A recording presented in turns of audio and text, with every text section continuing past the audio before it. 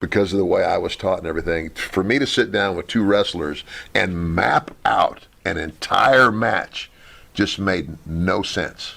I said, I can't do that. I can't do that because I never did it. In other words, the real art form of what we did was improv. It's like, oh yeah, I know the finish. I know exactly how it's going to end. That's a setup for the next show. And if I have a little history with you, in other words, if we'd already had a couple matches, we might go, okay, based on what the people saw last time, maybe we should start this way tonight. But all that stuff in the middle of the start and the finish was organic. But how about with Randy at WrestleMania 4? That's what I was going to ask. Because Randy always was notorious for having a blueprint. Did he have a blue? I got this great match here, right here, Ted. Right. That's the first time I ever did that. And I told Randy, too. And it was funny because Elizabeth was sitting there. I said, Randy, I said, listen. I said, I understand what you want to do. And I said, that's fine. I said, but give me this leeway. As we're doing this, if something comes to me as we're on this track, let me call it. And we're going to come right back to this. Can you do that?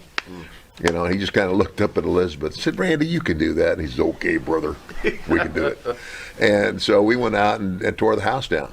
Wow. And but basically stuck to the game plan. But I just threw in a couple of things that weren't planned. Nice. So, Mike, you've just come off the working with them. Can you guys weigh in? Got a lot of pro wrestling experts out there that are always defending the wrestlers, saying, while we're on break, everybody, Farrell was talking to Ted about superstar Billy Graham, who seems to be still, we discussed last week, still angry over losing to Bob Backlund in 1978. I don't know why, but anyway. And a lot of these experts still talk about how unfairly wrestlers are being treated, that they're really not independent contractors. And then the most recent occurrence of the WWE saying, hey, look, you cannot use your name as to use third-party social media to generate revenue for yourself, your wrestling name or whatever contract you signed for. Do you guys want to weigh in on both those subjects? Well, first of all, I don't know anything about what Billy Graham said and don't care. Secondly, fair enough. You know, the wrestling business is what it is, and if you agree to get in it, there's going to be rules, whether I'm saying it's right or wrong. There's going to be rules for any company you work for.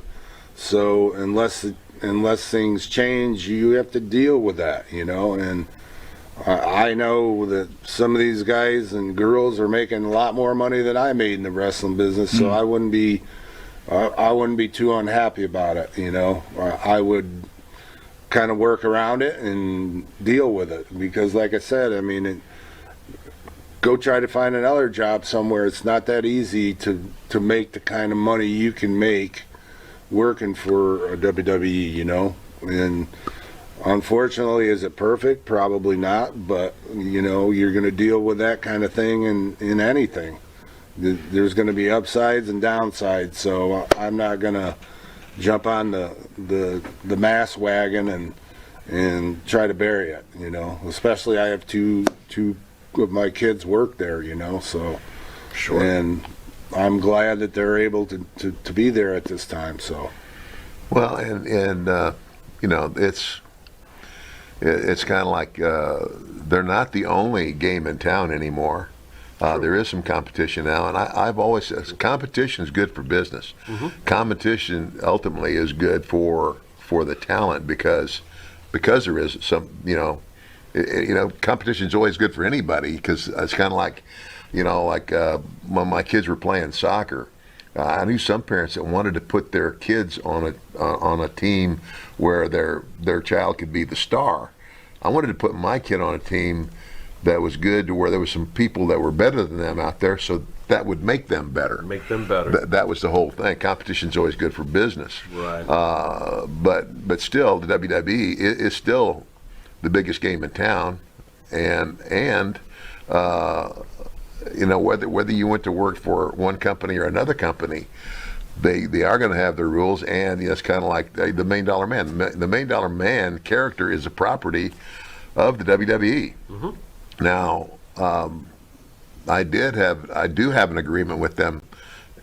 From years ago, I asked for permission to use the character as it pertained to and in pursuit of my ministry. In other words, can I ask these churches to, advertise me as the WWF $1 Million Man, and so they wrote off on that. So anything, that's why. So Vince didn't give you didn't give you an issue with that at all? Not on that, no. And so that's why I can have a $1 Million Man, website, because I use that for wrestling, but I also use that to advertise where I'm going to be speaking and things like that. So it's not like you can't,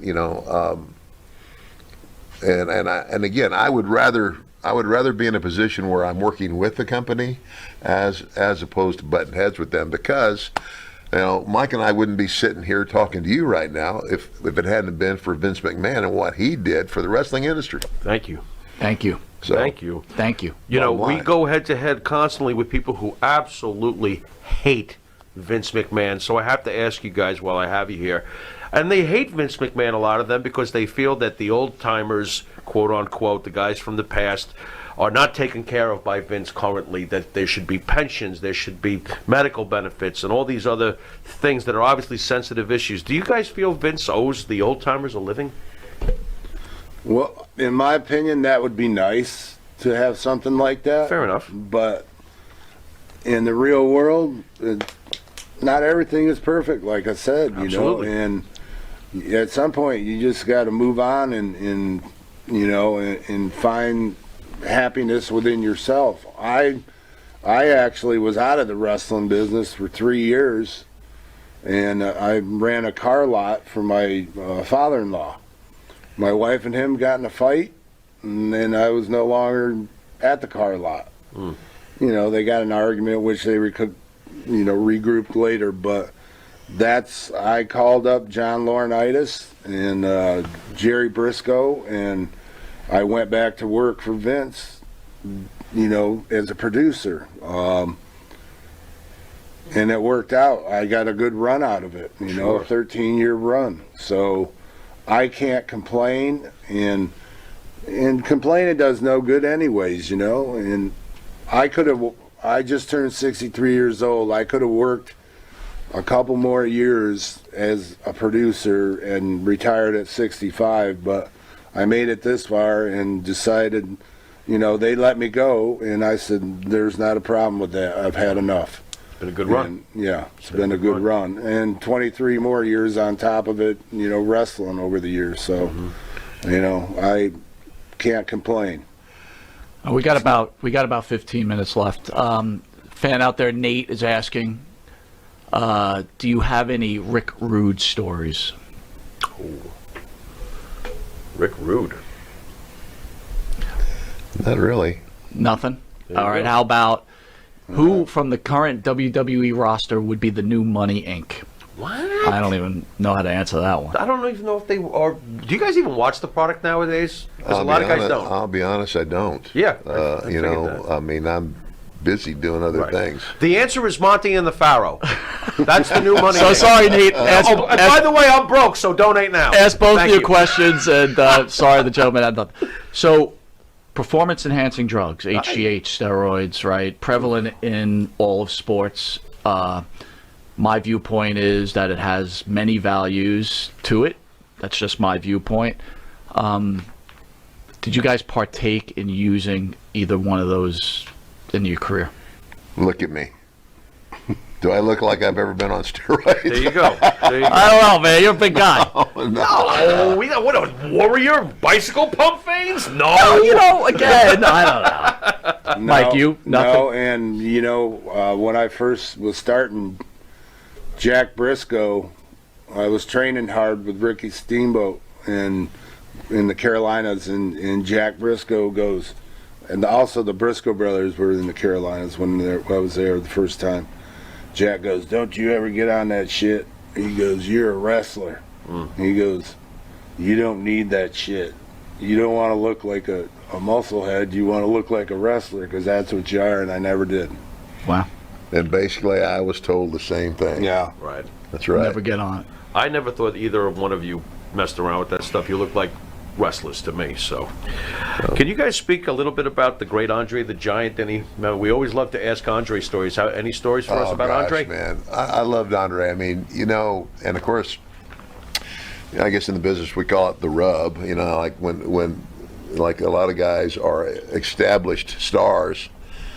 Yeah, when you got a new guy coming in that you want to push real hard, or you say, oh man, we can make this guy a star. You put him with somebody that can help elevate their stature. Sure. Well, I think that's what Vince did with the $1 Million Man character. That whole deal. I mean, it's like the storyline at that event. Back in '88.